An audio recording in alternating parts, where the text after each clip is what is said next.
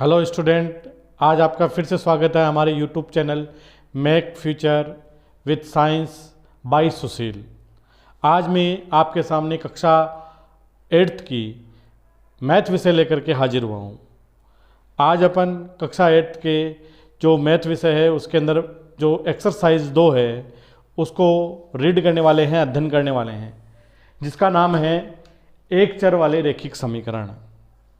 एक चर वाले रैखिक समीकरण है वो क्या होते हैं कि एक समीकरण के अंदर 2 प्रकार के मान होते हैं। एक होता है चर और एक होता है अचर।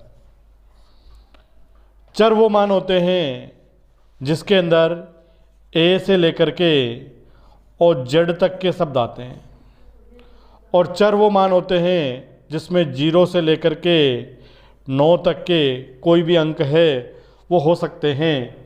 इस प्रकार के चर ए से लेकर के जेड तक और जो अचर है वो 0 से लेकर के 9 तक के जो अंक है यानी गिनती जो होती है वो अचर में आती है, और जो बीजीय पद होते हैं ए बी सी डी या क ख ग घ कुछ भी हो सकता है, ये सब किसके अंदर आते हैं? चर पदों के अंतर्गत आते हैं।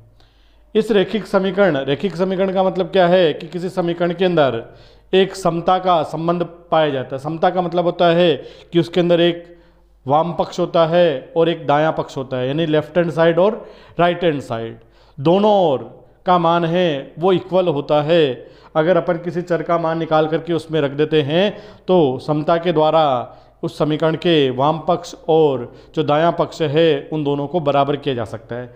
इसी पर आधारित आपकी जो एक्सरसाइज 2.1 है, प्रश्नमाला 2.1 है, उसके कुछ प्रश्न लेकर के मैं आपके सामने हाजिर हुआ हूँ, जिसमें प्रश्न दे रखा है कि निम्न समीकरणों को हल कीजिए। जिसके अंतर्गत पहला जो क्वेश्चन है वो आपको इसके अंदर दे रखा है क्वेश्चन नंबर जो 1 है, जो दे रखा आपको x - 2 = 7, यानी x - 2 = 7। इसके अंदर आपको x की वैल्यू यानी x का मान है वो ज्ञात करना है। तो x का मान ज्ञात करने के लिए क्या करते हैं कि जो चर पद है उसको एक तरफ और अचर पद है उसको एक तरफ लिखा जाता है, यानी अपन इसमें क्या करेंगे? पक्षांतरण करेंगे। तो यहाँ पर सबसे पहले पक्षांतरण करने पर पक्षांतरण करेंगे तो पक्षांतरण करने पर क्या होता है, किसी पद को पक्षांतरण किया जाता है तो उसका चिन्ह है वो एक तरफ से दूसरी तरफ जाता है तो उसका चिन्ह है वो बदल जाता है। तो यहाँ पर इस 2 को मैं पक्षांतरण करके बराबर की दूसरी साइड में भेज रहा हूँ, तो ये इसके आगे माइनस का चिन्ह है, तो ये जब पक्षांतरण होगा तो इसका चिन्ह बदल जाएगा और यहाँ माइनस से 7 की ओर जाएगा तो इसका चिन्ह है वो प्लस हो जाएगा। तो x बराबर क्या जाएगा? 7 + 2। तो x बराबर 7 + 2 कितने होते हैं? 9। तो x की वैल्यू यानी x का मान हमारे पास में कितना आ गया?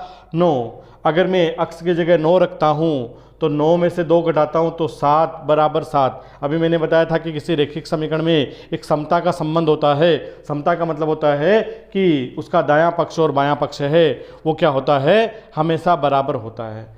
इसी पर आधारित है जो क्वेश्चन नंबर आपका 2 और 3 है वो ठीक इस पहले प्रश्न के जैसे ही हैं।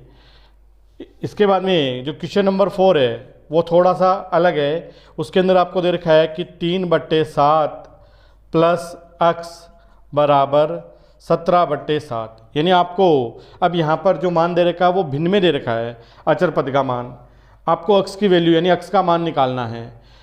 तो इसके अंदर x का मान निकालने के लिए इसके अंदर भी क्या करेंगे? अपन पक्षांतरण करेंगे। तो पक्षांतरण करने पर पक्षांतरण करोगे तो ये क्या आ जाएगा? 3/7 है, इसको पक्षांतरण करके दूसरी दिशा में अगर मैं भेजता हूँ तो क्या हो जाएगा कि ये प्लस का है दूसरी ओर जाएगा तो इसका चिन्ह बदल जाएगा। यहाँ क्या जाएगा? 17/7 - 3/7।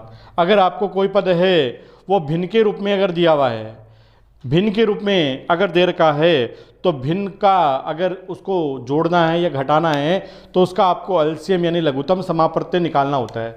और लघुत्तम समापवर्त्य हमेशा किसी भिन्न के अंदर जो ऊपर की ओर मान लिखा होता है उसको अपन अंश कहते हैं और नीचे की ओर जो मान लिखा होता है उसको हर कहते हैं। तो जो एलसीएम यानी लघुत्तम समापवर्त्य लिया जाता है वो हमेशा हरों का लिया जाता है। तो इसके अंदर हर की संख्या हमारे पास में क्या है, दोनों साथ साथ ही है। तो इनका अगर आप एलसीएम निकालोगे तो इसमें 7 का ही द्वारा डिवाइड होता है और इसका एलसीएम हमारे पास में क्या आएगा, 7 आएगा। तो x बराबर क्या जाएगा, 7 एलसीएम आ गया। एलसीएम लेने के बाद में क्या करते हैं, हरों का उस एलसीएम में भाग लगाते हैं। तो 7 से 7 को डिवाइड करते हैं तो एक जो आंसर आता है उसको उसी के अंश से क्या किया जाता है, गुणा किया जाता है। यानी 7 को 7 से डिवाइड किया तो 1 आया, 1 को 17 से मल्टीप्लाई यानी गुणा करते हैं तो हमारे पास में 17 आता है। उसके बाद में जो भी चिन्ह है, प्लस है तो प्लस, माइनस है तो माइनस, यहाँ पर माइनस का चिन्ह है तो माइनस लगा दिया। अब इसी प्रकार से 7 से 7 को फिर से डिवाइड किया, फिर 1 आया हमारे पास, 1 को 3 से मल्टीप्लाई यानी 3 से गुणा किया तो 3 आता है। तो 17 में से 3 घटाते हैं तो क्या बचता है हमारे पास में, 14 और बट्टे 7। 14 है वो 7 के द्वारा डिवाइड होता है तो x बराबर क्या आ जाएगी हमारे पास में, x की वैल्यू यानी x का जो मान है वो 2 आ जाएगा। यही क्या है, इसका आंसर होगा। अगर इस x की जगह मैं 2 रखता हूँ तो आप दोनों पक्षों में उसको रख करके देखोगे, इसकी उत्तर की जांच अपन करके देखेंगे तो इसका दायां पक्ष और बायां पक्ष है वो हमें समान मिलेगा। इसी प्रकार से इसके आगे का जो क्वेश्चन है, क्वेश्चन नंबर 5, क्वेश्चन नंबर 5 है वो हमें दे रखा है। क्वेश्चन नंबर 5 वो दे रखा है 6x बराबर 12। यहाँ पर 6 और x के बीच में कोई चिन्ह नहीं दे रखा है, इसका मतलब ये क्या है, 6 गुणा x है बराबर 12 है। अब इसी को भी पक्षानंदन करेंगे, पक्षानांतरण करने पर पक्षानंदन करेंगे तो 6 यहाँ पर किसके रूप में, मल्टीप्लाई नहीं गुणा के रूप में, तो पक्षानंदन होकर के दूसरी दिशा में जाएगा तो वो 12 के बट्टे में चला जाएगा यानी 6 भाग में चला जाएगा। और x बराबर 12 में 6 का भाग है वो 2 बार जाता है तो x की वैल्यू यानी x का मान हमारे पास में क्या आ जाएगा, 2 आ जाएगा। इसी x के मान को अगर आप यहाँ x की वैल्यू क्वेश्चन में रखते हो तो 6 गुणा 2 कितने होते हैं, 12 बराबर 12। तो इस प्रकार से दोनों ओर की जो पक्ष है वो क्या है, समान है। इसी प्रकार से इसका आगे वाला जो क्वेश्चन है, क्वेश्चन नंबर 6, वो अपन को दे रखा है t/5 इक्वल यानी बराबर है वो 10 दिया हुआ है, ठीक है ना, यानी t/5 बराबर 10 है। तो यहाँ पर अपन को t की वैल्यू निकालनी है तो यहाँ पर भी अपन को पक्षानंदन करना है। पक्षानांतरण करने पर पक्षानंदन करेंगे तो 5 है वो बट्टे में यानी भाग में लिखा हुआ है, उसको पक्षानंदन करके दूसरी दिशा में भेजेंगे तो भाग वाला गुणा में चला जाएगा। 10 है वो 5 से गुणा हो जाएगा और 10 को 5 से गुणा करते हैं तो 50। तो जो t है उसकी वैल्यू हमारे पास में क्या आ जाएगी, 50 आ जाएगी। t की जगह अगर आप 50 रखते हो और 50 में 5 का भाग लगाते हो तो 10 आता है तो 10 बराबर 10। तो हमारे पास में दायां पक्ष और बायां पक्ष है वो आप लोगों को इक्वल मिलेगा। इसी प्रकार से इसके अंदर एक लास्ट क्वेश्चन मैं आप लोगों को और बता रहा हूँ, उसके आगे के क्वेश्चन है वो अपने अगले वीडियो के अंदर अपन देखने वाले हैं। इन वीडियो को आप पॉज करके पीछे वाले क्वेश्चन हैं वो आसानी से देख करके अपनी कॉपी में रीड कर सकते हो, लिख सकते हो। क्वेश्चन नंबर है वो अब 7 है। क्वेश्चन नंबर जो 7 है आपका, क्वेश्चन नंबर 7 वो दे रखा है 2x/3 बराबर 18। तो यहाँ पर x की वैल्यू है वो 2/3 दे रखी है, साथ में गुणज के रूप में। अपन को x का मान निकालना है यहाँ पर, तो पक्षानांतरण